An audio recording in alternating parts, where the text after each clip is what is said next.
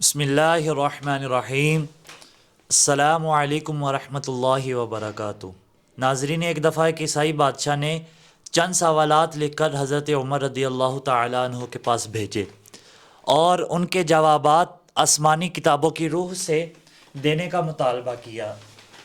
उनमें से एक सवाल ये था कि वो कौन सी कब्र है जिसका मुर्दा भी ज़िंदा और कब्र भी ज़िंदा है, और कब्र अपने मदफून को सैर कराती फिरती थी। फिर वो मुर्दा कब्र से बाहर निकलकर कुछ अरसा ज़िंदा वफ़ात पाया। हज़रत उमर रदी अल्लाह तआला अन्हु ने हज़रत अब्दुल्ला बिन अब्बास रदी अल्लाह अन्हु को फरमाया कि उन सवालात के जवाबात लिख दें। हज़रत अब्दुल्ला रदी अल्लाह अन्हु ने इस सवाल का जवाब तहरीर फरमाया, वो कब्र जिसका मुर्दा भी ज़िंदा और कब्र भी ज़िंदा है, वो मुर्दा हज़रत यूनुस अलैहिस्सलाम थे और उनकी कब्र मछली थी जो उनको पेट में रखे जगह जगह फिराती थी, यानी सैर कराती थी। हज़रत यूनुस अलैहिस्सलाम अल्लाह के हुक्म से मछली के पेट से बाहर आकर अरसा तक हयात रहे, फिर वफ़ात पाई। हज़रत यूनुस अलैहिस्सलाम का वाक़या, जिसका कुछ हिस्सा तो ख़ुद कुरान में मज़कूर है और कुछ रवायात हदीस व तारीख़ से साबित है, ये वो है कि हज़रत यूनुस अलैहिस्सलाम की कौम इराक़ में मौसल के मशहूर मकाम नैनवी में बसते थे। उनकी तादाद कुरान करीम में 1 लाख से ज़्यादा बताई है। उनकी हिदायत के लिए अल्लाह ताला ने यूनुस अलैहिस्सलाम को भेजा। उन्होंने ईमान लाने से इनकार किया। हक़ ताला ने यूनुस अलैहिस्सलाम को हुक्म दिया कि उन लोगों को आगाह कर दो कि 3 दिन के अंदर अंदर तुम पर अजाब आने वाला है। हज़रत यूनुस अलैहिस्सलाम ने कौम में उसका ऐलान कर दिया। कौम यूनुस अलैहिस्सलाम आपस में मशवरा किया, जो यूनुस अलैहिस्सलाम की कौम है उसने आपस में मशवरा किया तो उस पर सबका इत्तफाक हुआ कि हमने कभी यूनुस अलैहिस्सलाम को झूठ बोलते नहीं देखा, इसलिए उनकी बात नज़रअंदाज करने के काबिल नहीं। मशवरा ये तय हुआ कि ये देखा जाए कि यूनुस अलैहिस्सलाम रात को हमारे अंदर अपनी जगह मुकीम रहते थे तो समझ लो कि वो कुछ नहीं होगा, और अगर वो यहाँ से कहीं चले गए तो यकीन कर लो कि सुबह को हम पर अजाब आएगा। हज़रत यूनुस अलैहिस्सलाम बारगाह इरशाद खुदाबंदी पर अमल करते हुए रात को उस बस्ती से निकल गए। सुबह हुई तो अजाब इलाही एक सियाह धुएं और बादल की शक्ल में उनके सरों पर मंडलाने लगा और फिज़ा आसमानी से नीचे उनके करीब होने लगा। तो उनको यकीन हो गया कि अब हम सब हलाक होने वाले हैं। ये देखकर हज़रत यूनुस अलैहिस्सलाम को तलाश किया कि उनके हाथ पर मुशर्रफ बाईमान हो जाएं और पिछले इनकार से तौबा कर लें, मगर हज़रत यूनुस अलैहिस्सलातु वस्सलाम को उन्होंने ना पाया, वो उन्हें वहाँ पर ना मिले। फिर वो खुद ही कौमे यूनुस खुद ही इखलासी नीयत के साथ तौबा और इस्तिग़फ़ार में लग गई। बस्ती से एक मैदान में निकल आए, खुले मैदान में आ गए।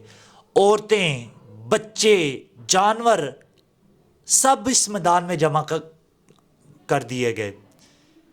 टाट के कपड़े पहनकर इज्ज़ो इनकिसारी के साथ इस मैदान में तौबा करने और अजाब से पनाह मांगने में इस तरह मशगूल हो गए कि पूरा मैदान आहो बगा से गूंजने लगा, इस्तिग़फ़ार से गूंजने लगा, अल्लाह के अजाब से तौबा करने लगे। अल्लाह ताला ने उनकी तौबा कबूल फरमा ली और अजाब उनसे हटा दिया।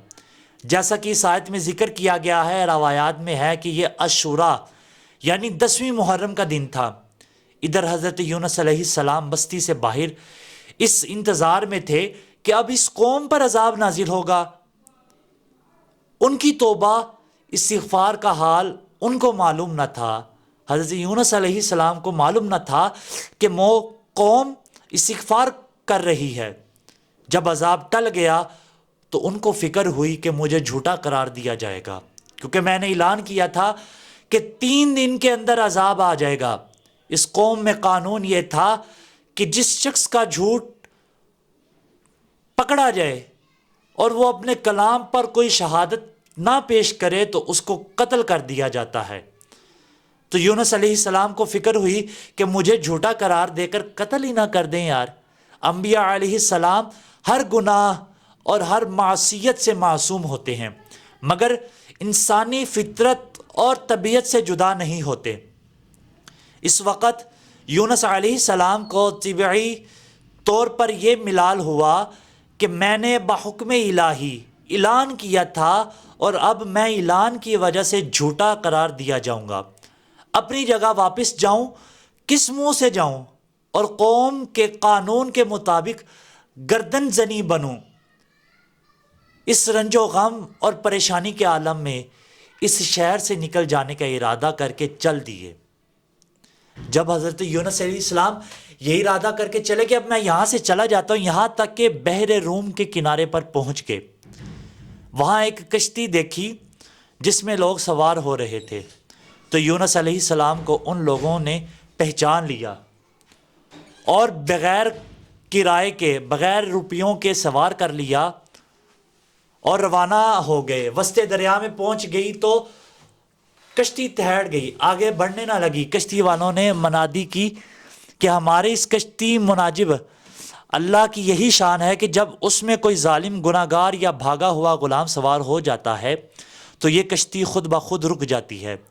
اس آدمی کو ظاہر کر دینا چاہیے تاکہ ایک آدمی کی وجہ سے سب پر مصیبت نہ آئے۔ حضرت یونس علیہ السلام بول اٹھے کہ وہ بھاگا ہوا غلام گناہ گار میں ہوں، کیونکہ اپنے شہر سے غائب ہو کر کشتی میں سوار ہوا، ایک طبی خوف کی وجہ سے سوار ہوا تھا۔ باذن الہی یہ تھا کہ اس بغیر اذن کے اس طرف آنے کو حضرت یونس علیہ السلام کے پیغمبرانہ شان ایک گناہ قبول کر دیا، اپنا گناہ قبول کر لیا کہ پیغمبر تو کوئی بھی پیغمبر ہو وہ اپنا گناہ اتنی جلدی سرزد نہیں کرتا۔ ارے وہ تو پھر غلام نبی تھے، ہم تو غلام ہو کے اپنی حقیقت سامنے نہیں لاتے۔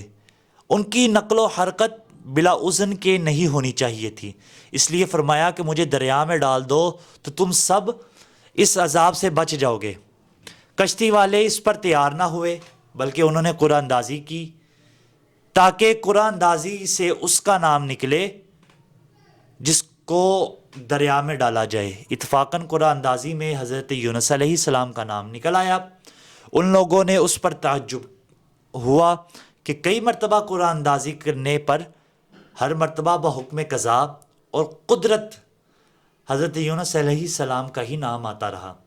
قرآن کریم میں اس قرآن اندازی اور اس میں یونس علیہ السلام کا نام نکلنے پر ذکر موجود ہے۔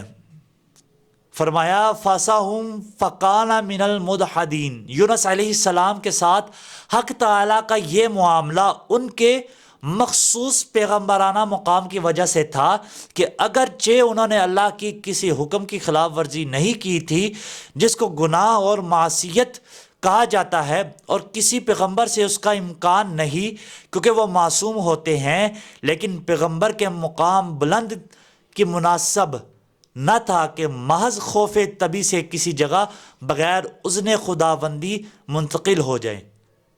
اس خلاف شان عمل پر بطور عتاب یہ معاملہ کیا گیا۔ اس طرح قرآن اندازی میں نام نکل کر دریا میں ڈال جانے کا سماع ہو رہا تھا، دوسری طرف ایک بہت بڑی مچھلی بحکم خداوندی کشتی کے قریب منہ پھیلائے ہوئے موجود تھی۔ یہ دریا میں آئے تو ان کو اپنے پیٹ میں جگہ دی، جس کو حق تعالیٰ نے پہلے سے حکم دے رکھا تھا کہ یونس علیہ السلام کا جسم تو تیرے پیٹ کے اندر رکھا جائے گا، یہ تیری غذا نہیں بلکہ ہم نے تیرے پیٹ کو ان کا مسکن بنایا ہے۔ یونس علیہ السلام دریا میں گئے تو فوراً اس مچھلی نے منہ میں لے لیا۔ حضرت عبداللہ بن مسعود رضی اللہ عنہ نے فرمایا کہ یونس علیہ السلام اس مچھلی کے پیٹ میں 40 روز رہے، یہ ان کو زمین کی تہ تک لے جاتی اور دور دراز کی مسافتوں میں پھراتی رہی، سیر کرواتی رہی، بلکہ سیر و تفریح کرواتی رہی۔ اور بعض حضرات، کچھ لوگ ناظرین، بعض حضرات نے 7، بعض نے 5 اور بعض نے 1 دن کے چند گھنٹے مچھلی کے پیٹ میں رہنے کی مدت بتائی ہے۔ حقیقت حال حق تعالیٰ کو معلوم ہے کہ اس حالت میں حضرت یونس علیہ السلام نے یہ دعا کی، لا الہ الا انت سبحانک انی کنت من الظالمین۔ اللہ تعالیٰ نے اس دعا کو قبول فرما لیا اور بالکل صحیح اور سالم یونس علیہ السلام کو دریا کے کنارے پر ڈال دیا۔ مچھلی کے پیٹ کی گرمی سے ان کے بدن پر کوئی بال نہ رہا تھا۔ اللہ تعالیٰ نے ان کے قریب ایک کدو لوکی کا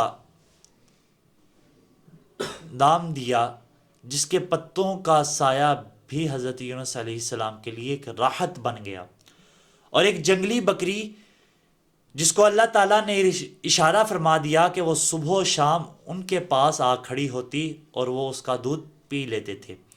اس طرح حضرت یونس علیہ السلام کو اس لغزش پر تنبیہ بھی ہو گئی، اور بعد میں ان کی قوم کو بھی پورا حال معلوم ہو گیا۔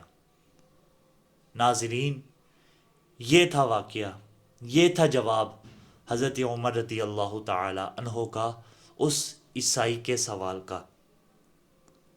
اللہ پاک ہم سب کو اپنی حفظ و امان میں رکھے، ہم سب کو اپنے اعمال پر قائم رکھے۔